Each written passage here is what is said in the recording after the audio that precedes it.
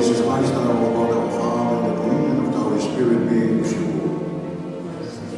Good morning, and welcome to our service. Our service is a Thanksgiving service for the life of Mary, to Rozario.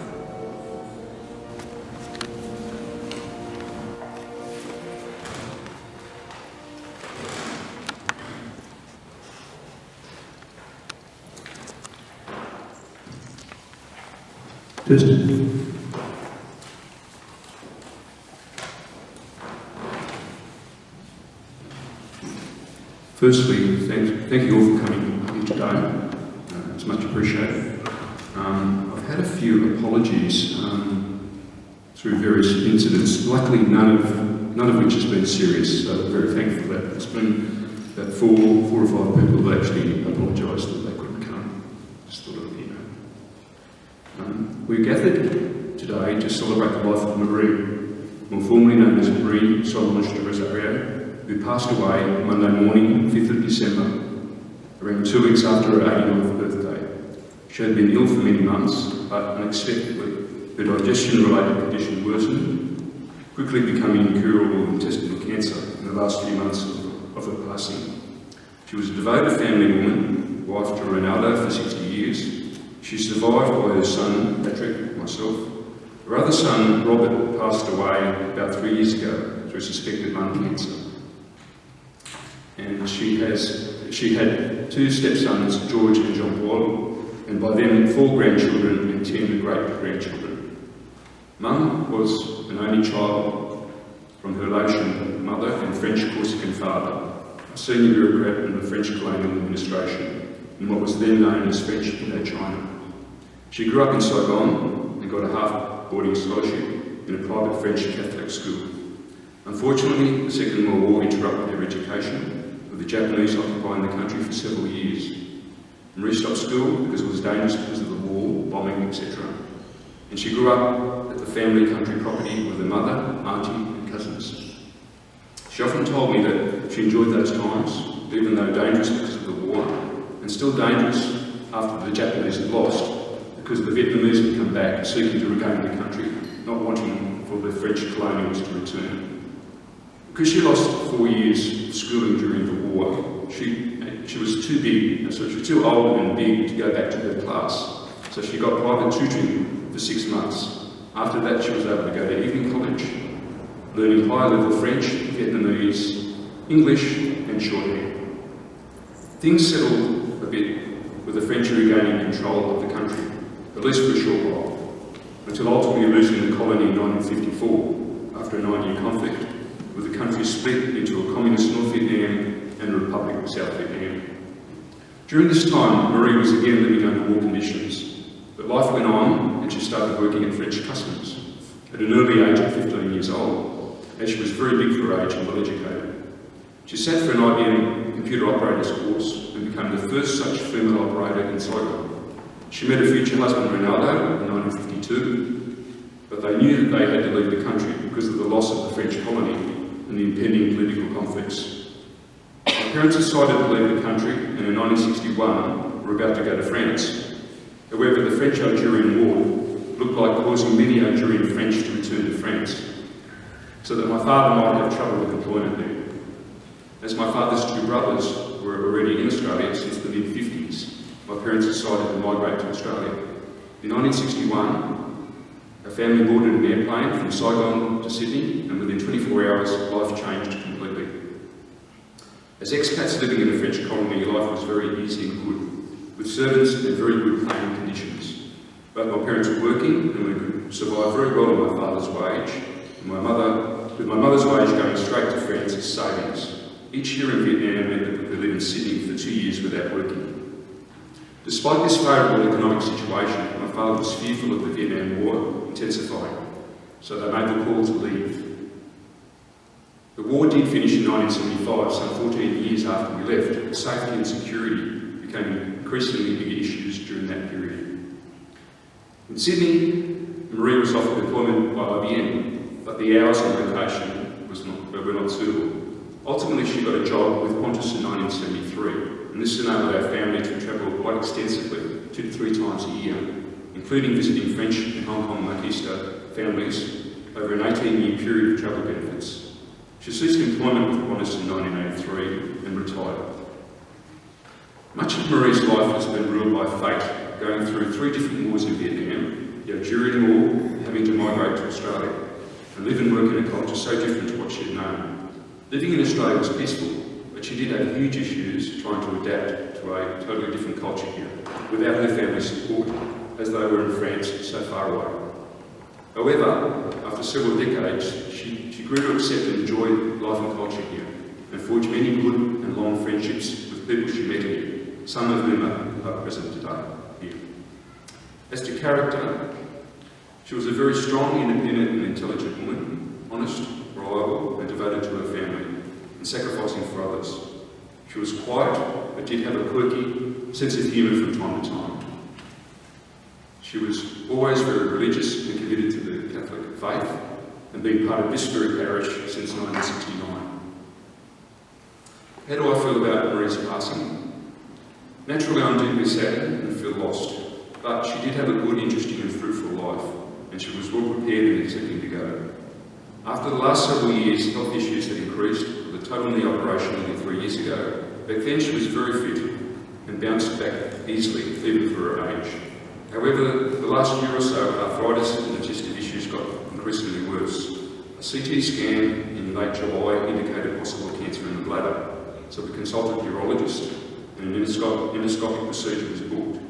However, she began having more intestinal issues, and the procedure was deferred. Several weeks later, a gastroenterologist was consulted, and a further CT scan now identified potential cancer issues in the gallbladder, small and large intestines. The digestive issues thought to be due to a partial blockage of the small intestine.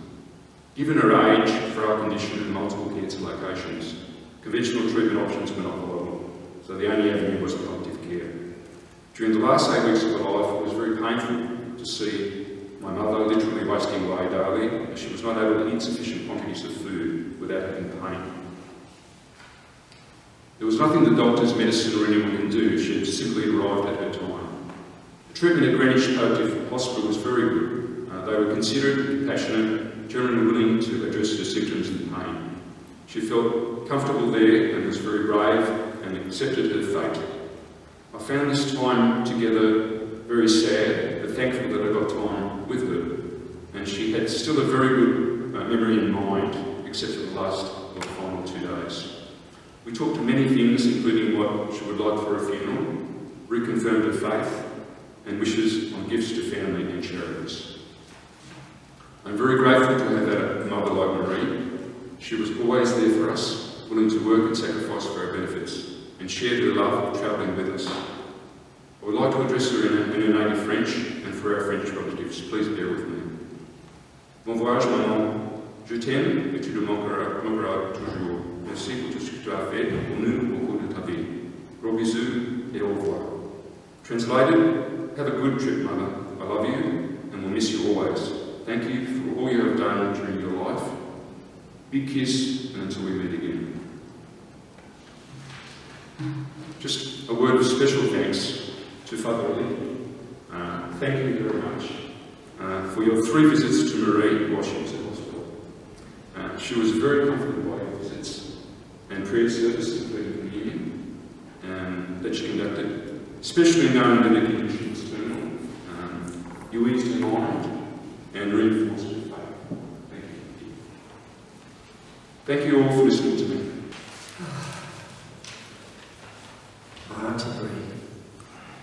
Too much to say, too much to remember, too much to enjoy. The life led by Marie Solange Rozario. Just a few highlights of her Christian life. She told me once that as a teenager, her picture was used in the local banknote. This reflects her attractiveness of appearance.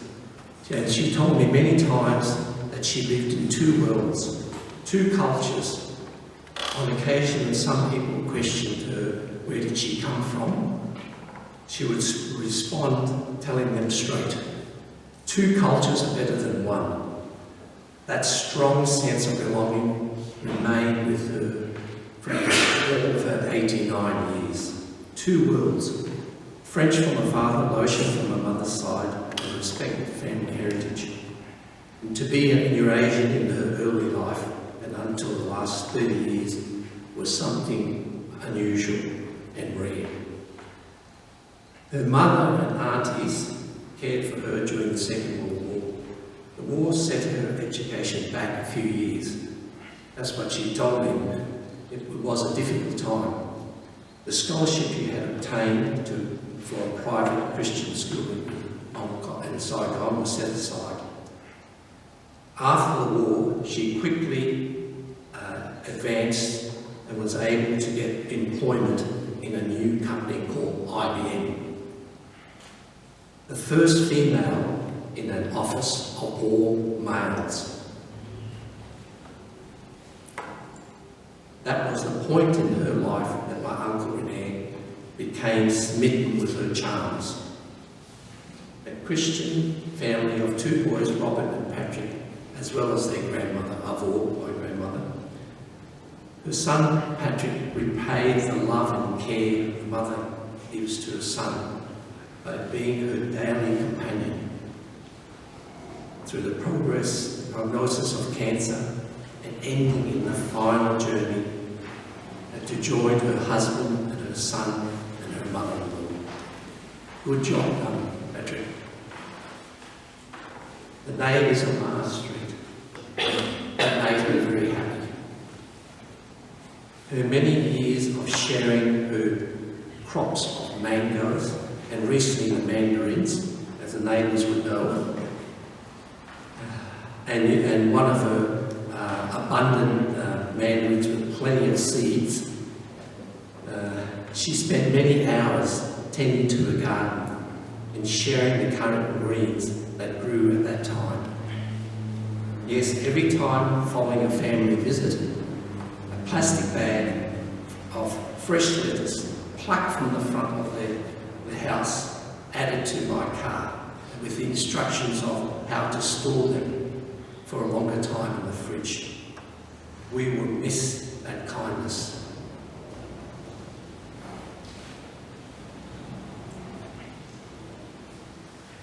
Now coming to Auntie Marie's passion in life, travel.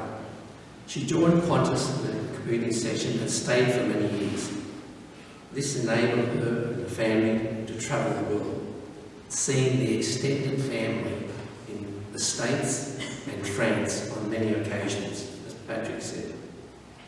Thanks to the group of Qantas ex-staff that remained in contact for her for many years.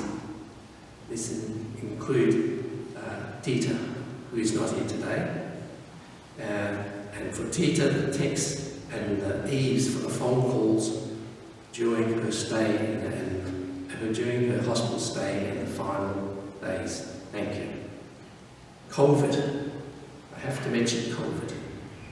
Many lives impacted. In Marie's case, her love for travel stopped in 2020.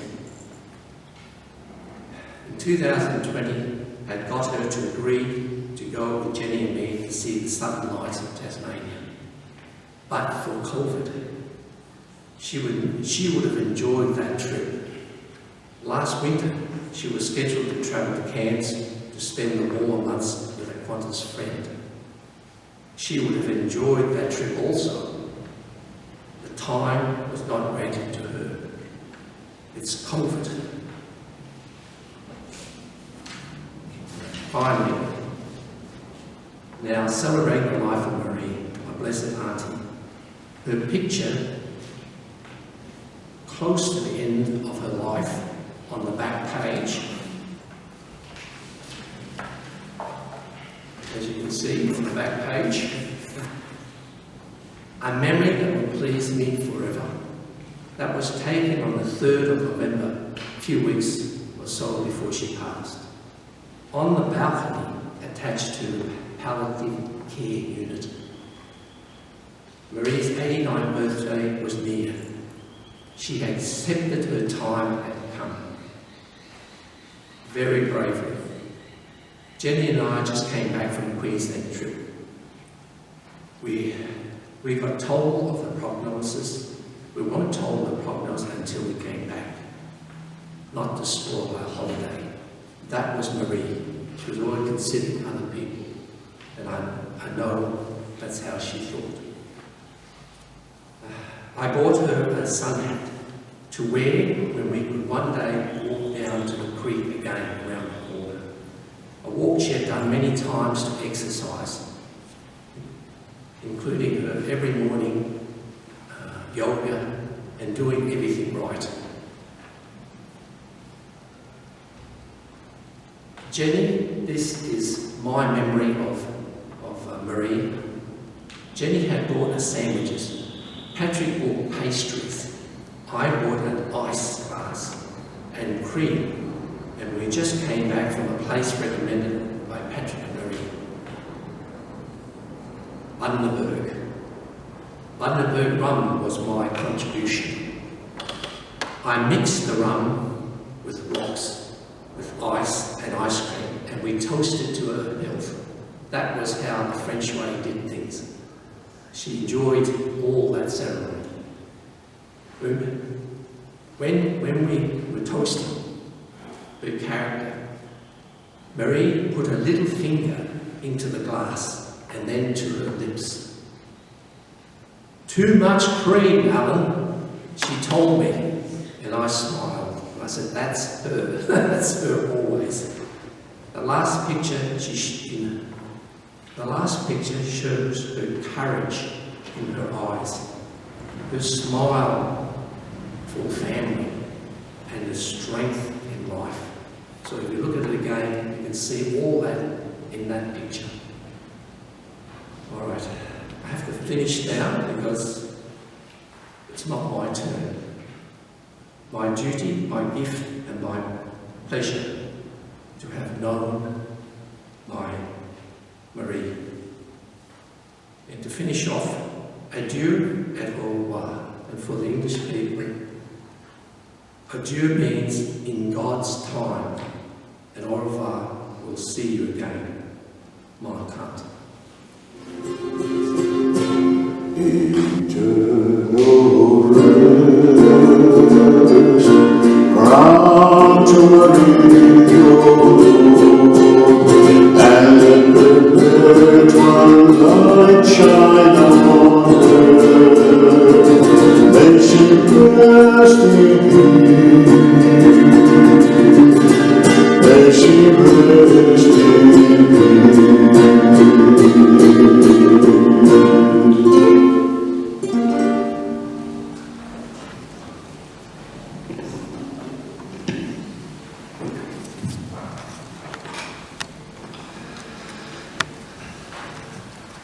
we ask for the help of Mary. We say one Hail Mary. Hail Mary, full of grace, the Lord is with you. Blessed are you among women, and blessed is the fruit of thy womb, Jesus. Holy Mary, Mother of God, pray for us sinners, now and the hour of our death. Amen. The Lord is with you and with your spirit. May our loving God bless us all, the Father, the Son,